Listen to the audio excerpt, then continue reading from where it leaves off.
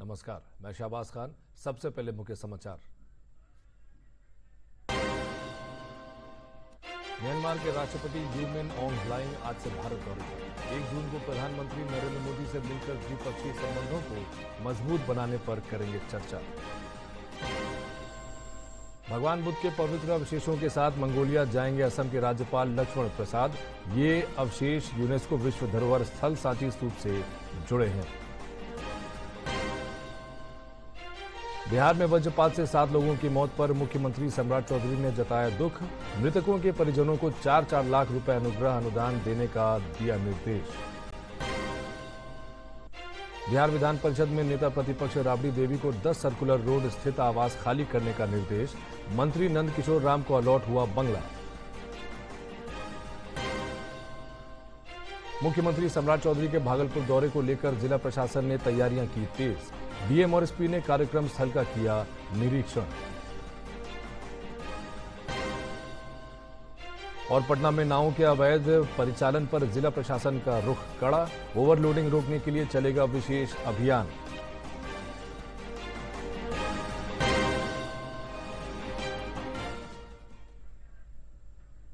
और अब समाचार विस्तार से।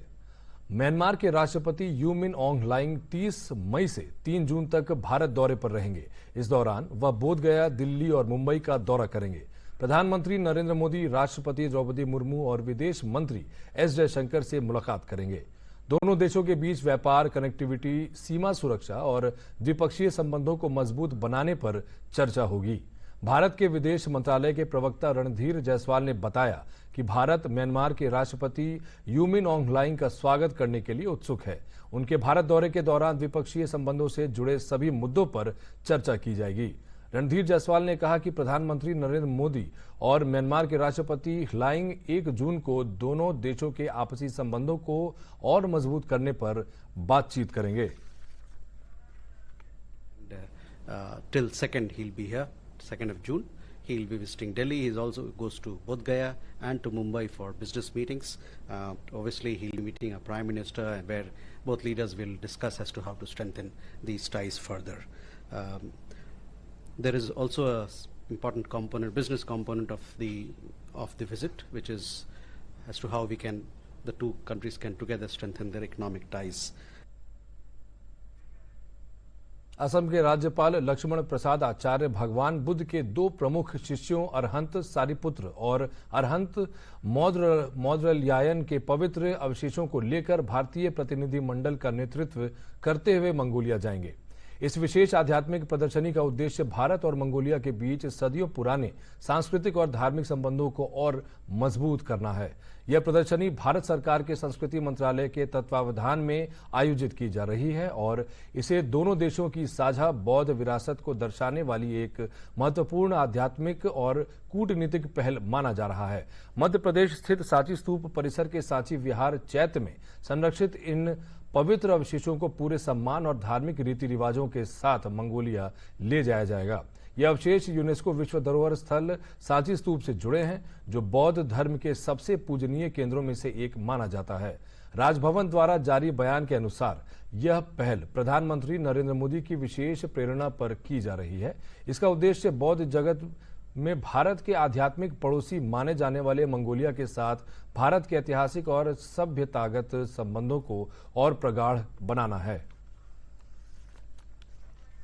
उच्चतम 2 शिष्य थे, उनके पवित्र अवशेष है। उनका नाम है शरिपुत्र और मोगलयाना, और वो भगवान बुद्ध के जीवन काल में उनका मृत्यु हुआ। भगवान बुद्ध से पहले उनका मृत्यु हुआ था, तो उनके अवशेषों का यहाँ पर भारत में संरक्षण किया गया है।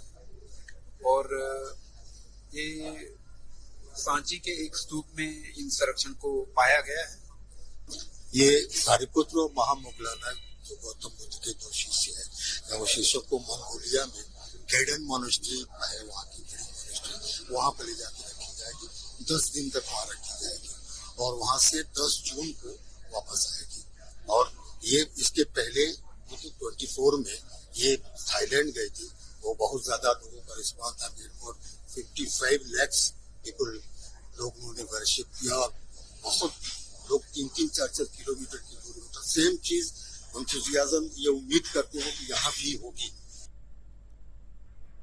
अमेरिका और ईरान के बीच प्रस्तावित 60 दिन के युद्ध विराम समझौते की शर्तों में ईरान के लिए 300 अरब डॉलर यानी करीब 25 लाख करोड़ रुपए के फंड और अमेरिकी कंपनियों के निवेश का प्रस्ताव शामिल है। वहीं अमेरिकी राष्ट्रपति डोनाल्ड ट्रंप ने दावा किया है कि दोनों पक्ष परमाणु कार्यक्रम पर सहमति के करीब पहुंच गए हैं। उन्होंने सोशल मीडिया पोस्ट में कहा कि हॉर्मुज स्ट्रेट और समुद्री सुरक्षा जैसे मुद्दों पर भी सहमति बन रही है। हालांकि ईरान के विदेश मंत्रालय के प्रवक्ता इस्माइल बकई ने इस दावे को खारिज किया है। उन्होंने कहा कि परमाणु मुद्दे पर कोई बातचीत नहीं हो रही है। फिलहाल उनका ध्यान युद्ध खत्म करने पर है।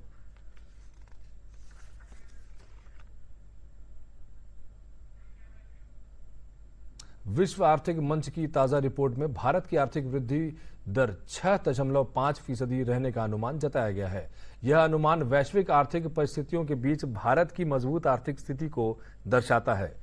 रिपोर्ट में निवेश, खपत और सेवाओं के क्षेत्र में निरंतर सुधार को प्रमुख कारण बताया गया है।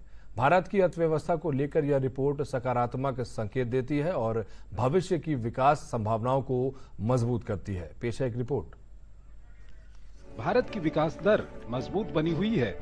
आरबीआई के अनुसार वर्ष 2025-26 में भारत 7.6% की वृद्धि दर के साथ दुनिया की सबसे तेजी से बढ़ती प्रमुख अर्थव्यवस्था रहा।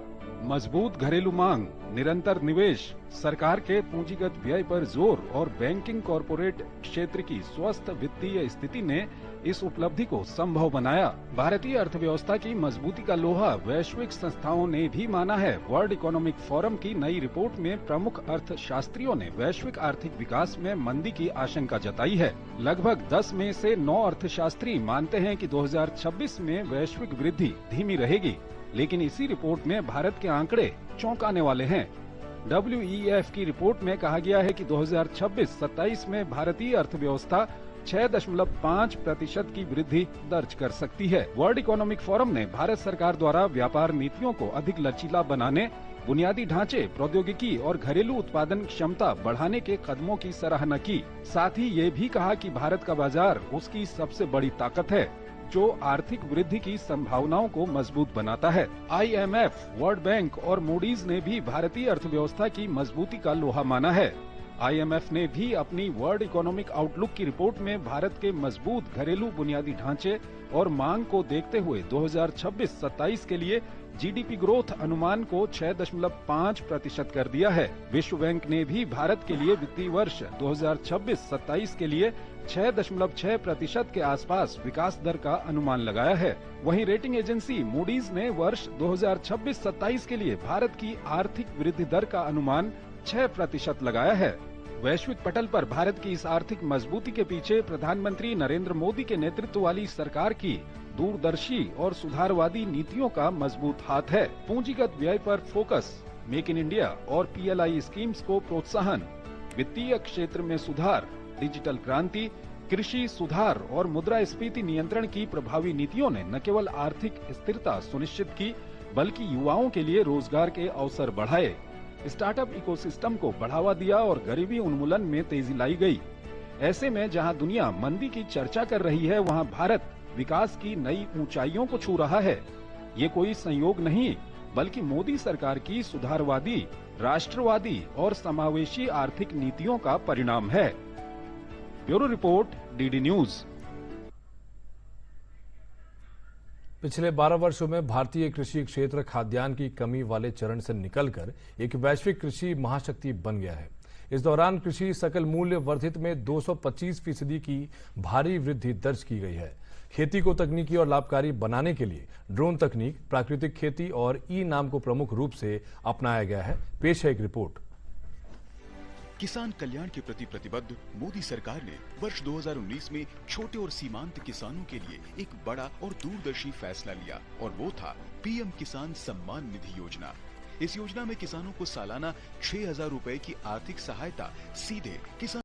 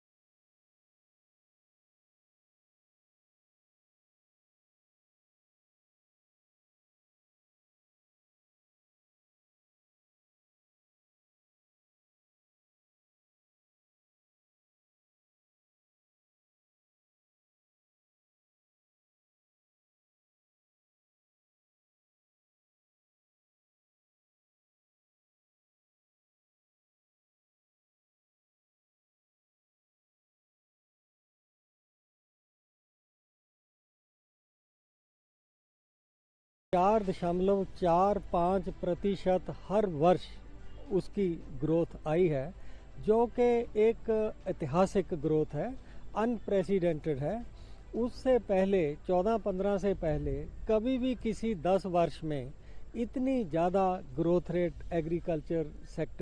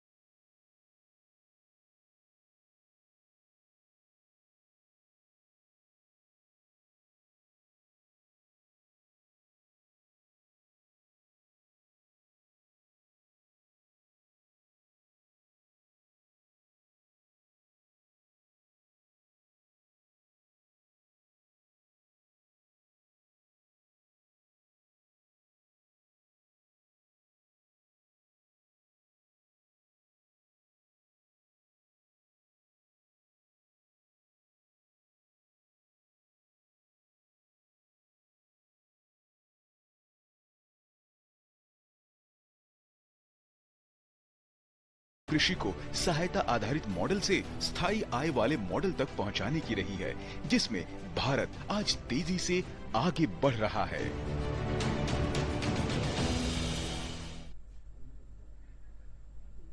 मुख्यमंत्री सम्राट चौधरी ने राज्य में वज्रपात की घटना में 7 लोगों की मृत्यु होने पर शोक प्रकट किया है। उन्होंने अपने सोशल मीडिया एक्स हैंडल पर कहा कि राज्य में वज्रपात से औरंगाबाद में 2, गया में 3, सारण और खगड़िया में एक व्यक्ति की असामयिक मृत्यु अत्यंत दुखद है।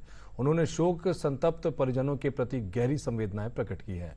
उन्होंने कहा कि ईश्वर दिवंगत आत्माओं को शांति प्रदान करें और परिजनों को इस कठिन समय में संबल दें। आपदा प्रबंधन विभाग को मृतकों के परिजनों को अविलंब 4-4 लाख रुपए अनुग्रह अनुदान प्रदान करने का निर्देश दिया गया है। पटना का मशहूर 10 सर्कुलर रोड स्थित सरकारी बंगला एक बार फिर चर्चा में आ गया है। लंबे समय से पूर्व मुख्यमंत्री राबड़ी देवी और लालू प्रसाद यादव का आधिकारिक ठिकाना रहा यह बंगला अब बिहार सरकार के मंत्री नंदकिशोर राम को अलॉट कर दिया गया है। भवन निर्माण विभाग द्वारा जारी नए आदेश के बाद इस बंगले पर अब नए वीवीआईपी का बोर्ड लगने की प्रक्रिया शुरू हो गई है। वहीं इस मामले में भवन निर्माण मंत्री लेसी सिंह का कहना है कि यह फेरबदल पूरी तरह से प्रशासनिक और पद की गरिमा के नियमों के तहत किया गया है। वहीं विधानसभा स्पीकर प्रेम कुमार ने कहा कि इससे पहले भी सरकार द्वारा अलग अलग मंत्रियों और पदाधिकारियों के आवासों में बदलाव किए जाते रहे हैं। मुख्यमंत्री नंदकिशोर राम जी के नाम से 10 सर्कुलर रोड आवास आवंटित किया गया है। उसी सिलसिले में विधि सम्मत पुनः खाली करने का नोटिस जारी किया गया है। इस सरकार ने नियम बनाया है और सबको नियम का पालन करना चाहिए और खास जनप्रतिनिधि को निश्चित तौर पर सरकार की नीति के तहत हर मानवी को चलना चाहिए, ताकि जो उसके जो उसके कैटेगरी में आते हैं, मतलब उनको रहना चाहिए जाकर। तो पहले जब थे तो सरकार में थे तो रह ही रहे थे, उसके बाद भी रह रही थी। तो सरकार का नियम के आलोक में हो रहा है तो सरकार को सहयोग करना चाहिए। भागलपुर में भारतीय जनता पार्टी के पंडित दीनदयाल उपाध्याय प्रशिक्षण महाअभियान 2026 के तहत आयोजित होने वाले जिला स्तरीय प्रशिक्षण शिविर को लेकर प्रशासनिक तैयारियां तेज हो गई हैं। मुख्यमंत्री सम्राट चौधरी के प्रस्तावित आगमन को लेकर डीएम और सिटी एसपी ने नाथनगर स्थित पूरणमल शिक्षक प्रशिक्षण महाविद्यालय पहुंचकर कार्यक्रम स्थल का निरीक्षण किया। 2 दिवसीय प्रशिक्षण शिविर का आयोजन 30 और 31 मई को किया जाएगा। कार्यक्रम के उद्घाटन सत्र में भाजपा प्रदेश अध्यक्ष संजय सरावगी शामिल होंगे, जबकि समापन सत्र में मुख्यमंत्री सम्राट चौधरी के पहुंचने की संभावना है। निरीक्षण के दौरान अधिकारियों ने सुरक्षा व्यवस्था, पार्किंग मंच, प्रवेश और निकास मार्ग सहित अन्य व्यवस्थाओं का जायजा लिया। अधिकारियों ने संबंधित पदाधिकारियों को आवश्यक दिशा निर्देश भी दिए। भाजपा जिलाध्यक्ष संतोष शाह ने बताया कि पार्टी द्वारा पंडित दीनदयाल उपाध्याय प्रशिक्षण महाअभियान चलाया जा रहा है। इसके तहत भागलपुर जिला का प्रशिक्षण वर्ग आयोजित किया जा रहा है। उन्होंने कहा कि मुख्यमंत्री बनने के बाद सम्राट चौधरी पहली बार अंग क्षेत्र आ रहे हैं, जिसको लेकर कार्यकर्ताओं में काफी उत्साह है।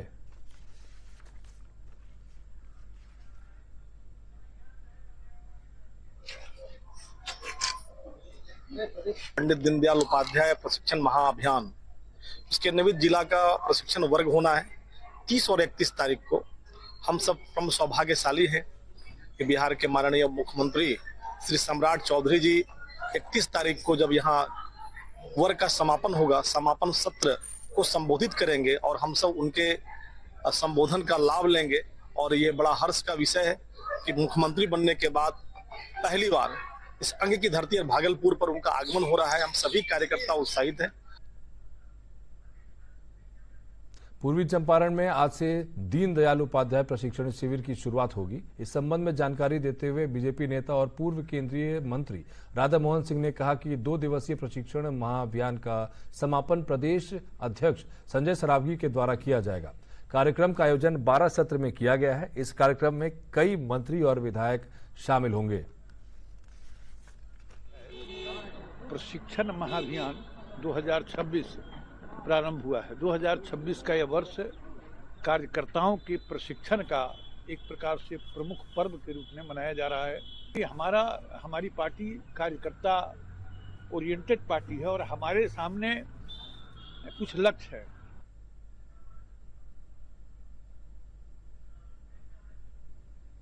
पटना के जिलाधिकारी डॉक्टर त्यागराजन एसएम और वरीय पुलिस अधीक्षक कार्तिकेय शर्मा ने समाहरणालय स्थित सभागार में उच्च स्तरीय बैठक की।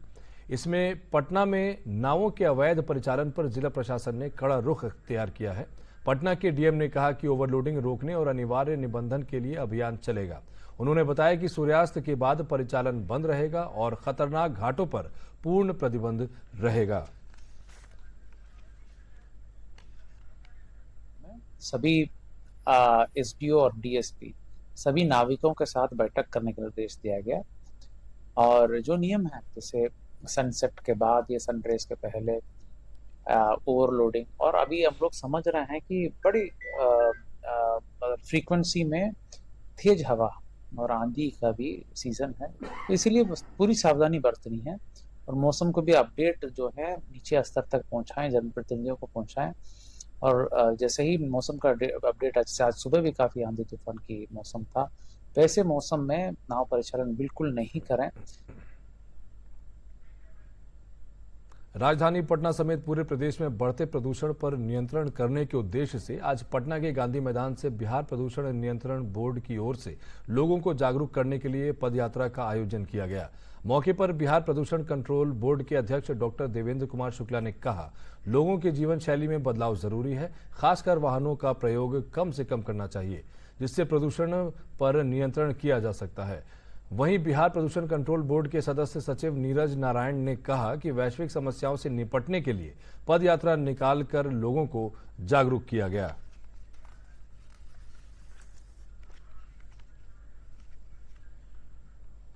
के प्रति जागरूकता पैदा करना। पर्यावरण के प्रति आज लोग जागरूक हो रहे हैं, लेकिन हम लोगों का जो यहाँ विचार है कि अपनी के जीवन शैली में हम लोगों को परिवर्तन लाना चाहिए। इसका मूल उद्देश्य है कि जिस तरह के आज वैश्विक चुनौती से हमारा देश, चाहे वो ईंधन का समस्या हो या तो उसके लिए यह एक व्यापक मंच है जिसमें हम पद यात्रा करके यह मैसेज दे सकते हैं कि हम किस प्रकार से पर्यावरण का संदेश देते हुए और अपने देश के विकास में भी सहयोग साथ साथ कर सकते हैं। स्वच्छ भारत मिशन के तहत मुजफ्फरपुर में खुले में शौच की समस्या काफी हद तक खत्म हो गई है। जिला प्रशासन ने एक अनोखी पहल करते हुए सकरा और कुर्नी प्रखंड में टॉयलेट क्लिनिक की शुरुआत की है, जहां शौचालय से जुड़ी हर समस्या का समाधान एक ही जगह उपलब्ध कराया जा रहा है। इस पहल में जीविका दीदियां अहम भूमिका निभा रही हैं। सकरा प्रखंड विकास पदाधिकारी मनोज कुमार ने बताया कि स्वच्छता अभियान के क्रम में काफी संख्या में शौचालय का निर्माण कराया गया है।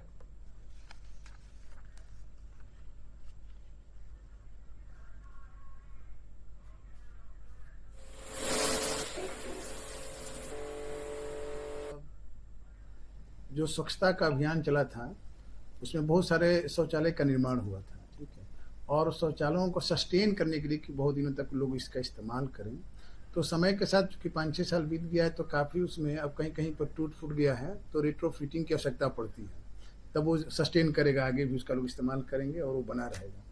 तो इसमें हम लोग के यहाँ एक IAS अधिकारी थे आशुतोष द्विवेदी सर, उनका एक कॉन्सेप्ट आया था कि इनको हम लोग जैसे कि कोई बीमार हो जाता है तो उसका हम लोग इलाज कराते हैं क्लिनिक पर जाके, तो टॉयलेट भी अगर टूट फूट गया है कहीं से तो उसको एज ए बीमार समझकर एक कॉन्सेप्ट निकालते कि एक सर्वे हम लोग करें और सभी गाँवों में वार्ड वाइज इस तरह से घरवे सर्वे हो डोर टू डोर, और उसका हम लोग एक सर्वे कर और एक आकलन करें कि कौन कौन कितने शौचालय बने हैं। कि महिला लोग आके इतना अच्छा साफ कर रही हैं और इसलिए हम सरकार को धन्यवाद करते हैं कि महिला को आगे बढ़ा रहे हैं, महिला के लिए कर रहे हैं और महिला लोग बहुत अच्छा काम कर रहे हैं। हमको मशीन दे दिया है, सारा ड्रेस दे दिया है, तो मशीन लेके सारा ड्रेस पहन के हम जाते हैं, मशीन से सफाई करते हैं और बाहर से करते हैं, हमको कोई बुरा नहीं लगता। मेरा सीट जो था वो खराब हो गया था, पुराना चीनी मिट्टी का था, उसको बदलकर रानी मिस्त्री दीदी द्वारा मेरा ये नया पैन लगा है जो काफ़ी अच्छा है, क्योंकि दीदी जो महिला है वो खुद ही ने इसको लगाया है और ये इतना अच्छा है कि इसकी साफ सफाई भी बहुत अच्छे से हो जाती है और मैं बहुत खुश हूँ कि दीदी के द्वारा मेरे यहाँ नया। मुजफ्फरपुर जिला में शुरू हुआ यह टॉयलेट क्लिनिक मॉडल एक नई मिसाल बनता जा रहा है। एक ओर जहां गांव में शौचालयों की मरम्मती की देखरेख हो रही है, वहीं दूसरी ओर जीविका दीदियां रोजगार और आत्मनिर्भरता की नई कहानी गढ़ रही है। मैं मुजफ्फरपुर से Santosh Kumar, DD news. Jamui police और सुरक्षा बलों के संयुक्त तलाशी अभियान के दौरान चरका पत्थर थाना क्षेत्र के धमनी और शुराय डीह गांव के बीच स्थित पहाड़ी इलाके में सर्च ऑपरेशन के दौरान हथियार और विस्फोटक सामग्री बरामद की गई है। डॉग स्क्वाड की मदद से पहाड़ी की कंदरा में छिपाकर रखे गए सामान की खोज निकाली गई। बरामद सामग्री में एक सिंगल शॉट मास्केट, एक सिंगल शॉट कट्टा, 4 डेटोनेटर तथा 5 जिलेटिन शामिल है। हथियार और विस्फोटक मिलने की सूचना के बाद इलाके में हड़कंप मच गया है।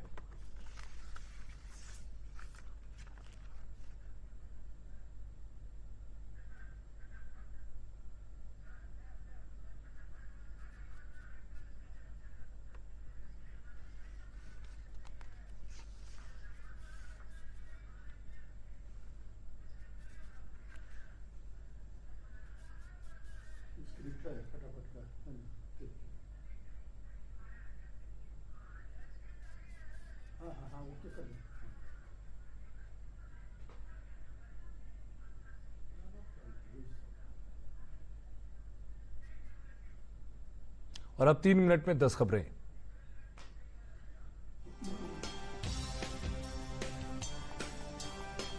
रक्षा मंत्री राजनाथ सिंह और यूपी के मुख्यमंत्री योगी आदित्यनाथ आज लखनऊ में नौसेना शौर्य वाटिका का उद्घाटन करेंगे।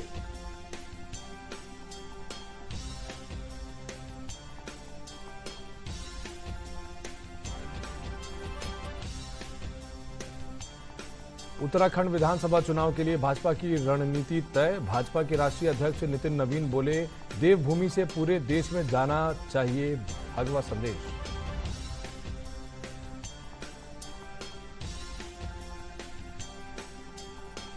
कर्नाटक में कांग्रेस विधायक दल की बैठक आज। मुख्यमंत्री पद के लिए नए नेता का होगा चुनाव।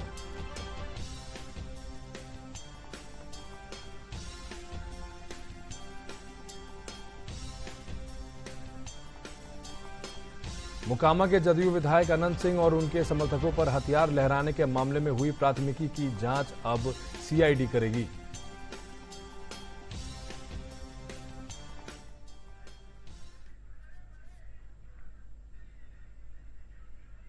किशनगंज के पोटिया थाना क्षेत्र के जनता हाट में एनआईए ने भारी सुरक्षा के बीच छापेमारी की। मनोज रविदास नामक व्यक्ति को हिरासत में लिया।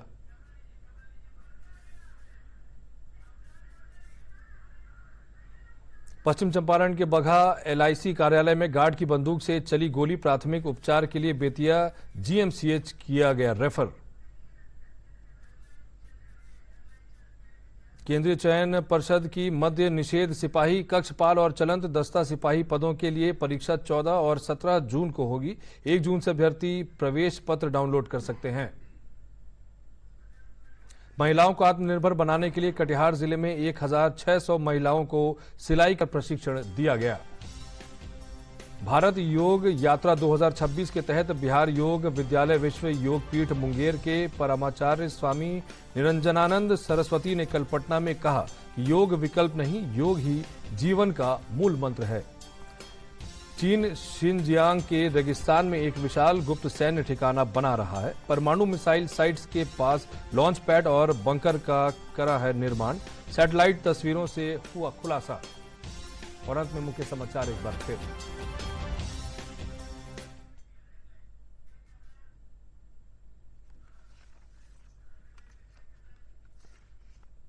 म्यांमार के राष्ट्रपति यू मिन ऑंग लाइंग आज से भारत दौरे पर। 1 जून को प्रधानमंत्री नरेंद्र मोदी से मिलकर द्विपक्षीय संबंधों को मजबूत बनाने पर करेंगे चर्चा।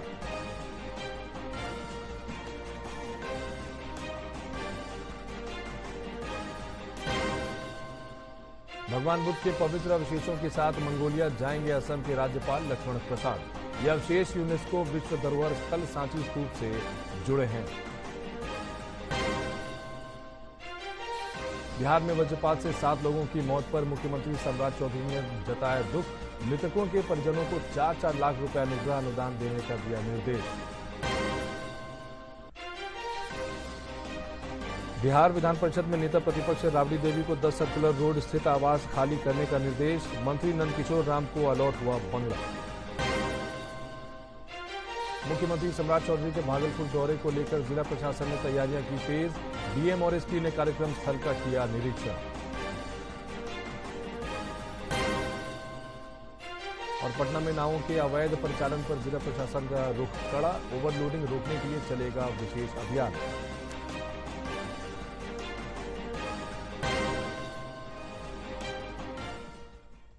इसके साथ ही प्रादेशिक समाचारों का यह बुलेटिन समाप्त हुआ। नमस्कार।